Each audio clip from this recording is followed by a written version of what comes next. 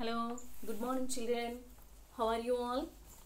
Okay, today I am going to explain class 8th history 6th chapter colonialism and the city. In the previous video I have explained till how many capital cities the historians found, and in those capital cities the capital city which was built by Shah Jahan was the most famous one, and a splendid construction was there, and the Shah Jahanabad, the construction style and adjoining city, and surrounded the city was surrounded by walls, everything you have learned. Now the making of New Delhi after British, this colonialism, how they have reconstructed this New Delhi, you are going to learn. Let's see. In 1803, the British gained control of Delhi after defeating the Marathas. So, by the time in 1813, they defeated Marathas. Who defeated Marathas? Britishers defeated Marathas, and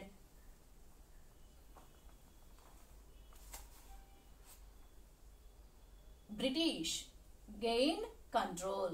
British gained control. Okay, in 1813, the British gained control by defeating the Maratha kings. Since the capital of British India was Kolkata, so by the time the capital was Kolkata. Okay, by the time the capital was Kolkata. The Mughal emperor was allowed to continue living in the palace complex in the Red Fort. So, when they got control on New Delhi, they allowed by the time the Mughal emperor to reside in the Red Fort only. Why? Because by the time capital was Kolkata. So, they don't want to change. They asked the Mughal emperor to live in his house, resident Red Fort. Okay. The modern city as we know it today developed only after 1911, when Delhi became the capital of British India. So, what we were seeing now as present Delhi, it was developed after 1911. After 1911, that means nearly after 100 years. After 100 years only, when they developed, after making the Delhi as capital of British India, as capital of British India. Okay, so after 1911 only, they reconstructed New Delhi as after making capital of British India. Earlier, what was the capital? Kolkata was the capital. At what time? During 1830 up to 1910. Okay, till there 100 years, nearly 100 years, they ruled our India, making the capital Kolkata as the capital of British India. Only after 1911 only they made New Delhi as capital. Demolishing a past. How they erased the past. Whose past? Delhi's past. Before 1857, developments in Delhi were somewhat different from those in other colonial cities. You know, in the 5th lesson, the revolt happened in 1857. But before, something changes were there in colonial cities. In Madras, Bombay, yesterday I have said the presidency cities, Bombay, Kolkata and Madras. In Madras, Bombay or Kolkata, the living spaces of Indians and British were sharply separated. So, these Britishers, their living places were separate, and Indians have to live in other places. That means their residences were in separate areas. Indians lived in the black areas, while the British lived in well laid out white areas. So, Britishers used to stay in well laid white areas, and the Indians used to live in black areas. That means here white areas means with all facilities, and black areas means with less facilities or no facilities. And Delhi, especially in the first half of the 19th century, the British lived along with the wealthier Indians in the walled city. So, earlier they used to live with the Indians, Britishers. Okay, early 19th century, they used to live with the Indians who Britishers used to live. That also with the rich people in the rich people's community, these Britishers also used to stay with Indians, rich Indians. The British learned to enjoy Urdu and Persian culture and poetry and participated in local festivals. By the time, their attitude to mingle with the Indians, there was no differences. So, they used to enjoy the Sufi culture and the Urdu and Persian culture, and they used to participate in local festivals. Whatever the religions, all these religious festivals, these Britishers used to participate. The establishment of the Delhi College in 1792 led to a great intellectual flourishing in the sciences as well as the humanities, largely in the Urdu language. So, first of all, their purpose only trade now. So, by the time their attitude was like this, and they established in 1792. Wait a second, children. Let me rub.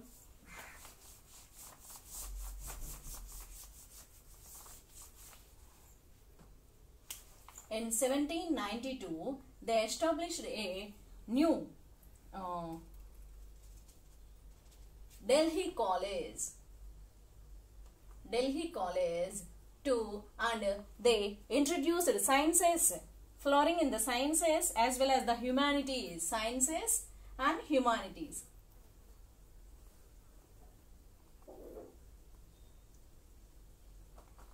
Okay. In 1792, they established Delhi College and a great intellectual flourishing in the sciences as well as the humanities. That means they made these two subjects as learning subjects in Delhi College. And largely in the Urdu language. For those Muslim people only, they have established this Delhi College. Who established? The Britishers. The Britishers established this Delhi College. Many refer to the period from 1830 to 1857 as period of the Delhi Renaissance. So, this 1830 to 1857, they have developed the lives of these Persian people, these Urdu people, the Muslim people. That's why this time period was called as the Delhi Renaissance. Delhi Renaissance. That means they have worked for the development of the Delhi's people. All this changed after 1857. During the revolt that year, as you have seen, the rebels gathered in the city and persuaded Bahadur Shah to become the leader of the uprising. So, 1857, in the previous lesson you have learned how the situations led. 1857, what happened, how they approached Bahadur Shah Jafar to lead the rebellion. All those you learn. No need to explain now. Delhi remained under rebel control for 4 months. For 4 months, Delhi was under the control of these rebel leaders, revolt leaders. When the British regained the city, they embarked on a campaign of revenge and plunder. So, after 1857 revolt, the situations were totally changed. Their mindset was completely with revenge and plunder. Revenge and plunder. Okay, this much. Earlier, they have worked for the development in some places. We don't say that we can't come to a conclusion that all the Britishers worked for the welfare of the Indians only. If they have worked for the welfare of the Indians only, why this revolt came? So, there are two coins. Two sides on sides on the coin. Here also the situation. One side good is there and other side the bad things also they have done. So good things reflect this and bad things reflect this one. So after the regaining the Indian subcontinent, their mindset was with complete revenge and plunder. The famous poet Ghalib witnessed the events of the time. So, by the time Ghalib, he was a poet. He witnessed all the events. This is how he described the ransacking of Delhi in 1857. When the angry lions entered the town, they killed the helpless and burned houses. After 1807, they were in the revenge. So, he compared these Britishers as angry lions. They entered the city and killed the helpless people and burned houses. Hordes of men and women, commoners and noblemen poured out of Delhi from the three gates and took shelter in small communities and tombs outside the city. So, here, what they have done, what the British done, they have sent all the people of the Delhi out of the city. All the Delhi residents, they have thrown them out of the three gates, and the people in fear, they lived in the tombs outside of the city. What were the tombs outside the Delhi city? All the people ran there and they took shelter in the tombs of the outer city. To prevent another rebellion, the British exiled Bahadur Shah to Burma. So, if we are keeping this Bahadur Shah Jafar in Delhi only, one more revolt will come. That's why they shifted Bahadur Shah Jafar to Burma, Rangoon. Dismantled his court, razed several of the palaces, closed down gardens, and built barracks for troops in their place. This is an important question, children. See what they have done in revenge. See, I will write all the events. See, they have sent all the people outside.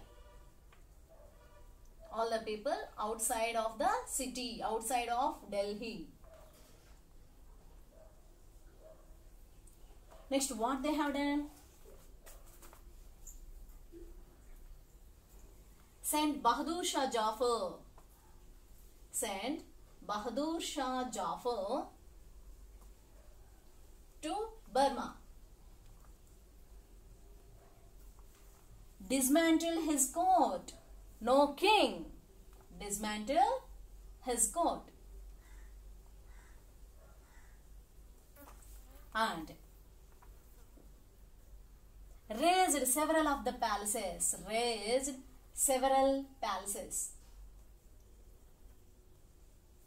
That means they destroyed the palaces and closed down gardens.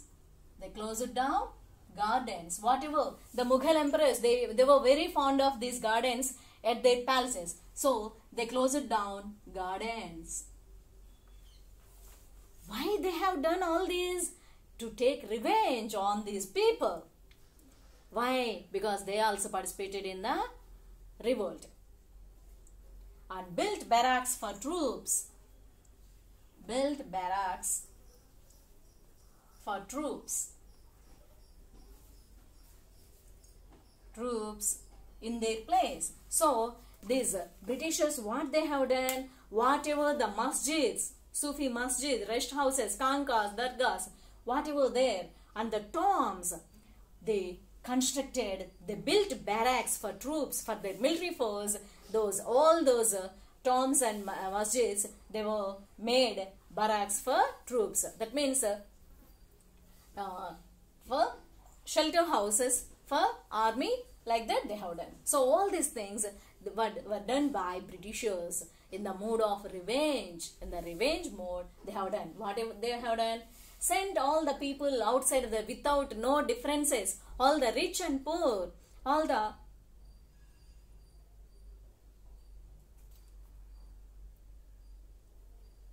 noblemen, commoners, men and women poured out of Delhi. They were sent out of Delhi, and they sent Bahadur Shah Jafar to Burma, and they dismantled his court. There was no king, no ministers, no team. Like that they have done, and razed several palaces. Whatever the palaces were, they demolished those palaces and closed down gardens, and at the same time they built barracks for troops in the tombs and buildings. The British wanted to Delhi to forget its Mughal past. So at the end what they have done, there should be no Mughals constructed Delhi. That's why they demolished, they completely made it down and made it a clear land. The area around the fort was completely cleared of gardens, pavilions and mosques. Okay, so earlier in the old picture, the Shahjahanabad, the city was like this, and after demolishing all the buildings, they have cleared up all the forests, all the palaces, tombs, masjids and gardens around the Red Fort. See this picture, children, how much they have made it. They cleared the garden with all these things. Okay, nothing was there. It's just a playground like that they have made. The British wanted a clear ground for security reasons. Here, for what they said, for security purpose, we need a clear ground. That's why we have broken and we have raised all these tombs, masjids, palaces like that they have said. The British wanted a clear ground for security reasons. Mosques in particular were either destroyed or put to other uses. Particularly mosques, they were destroyed or they were used for other purposes.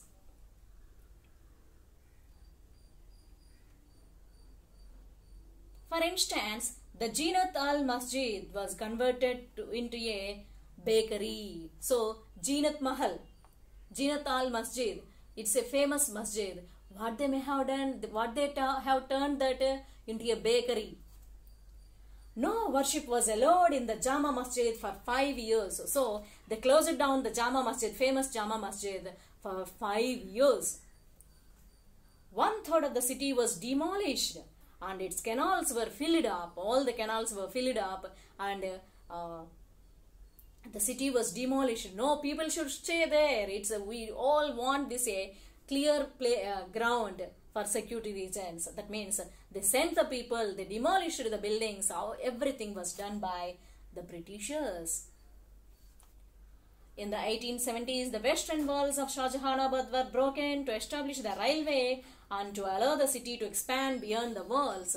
Whatever Shahjahan built, that Shahjahanabad, that side, one west side, they have broken that wall and saying that we want to construct the railway lines. The British now began living in the sprawling civil lines area that came up in the north, away from the Indians in the walled city. So after this rebellion only, after this revolt only, the people, the Britishers shifted to other place.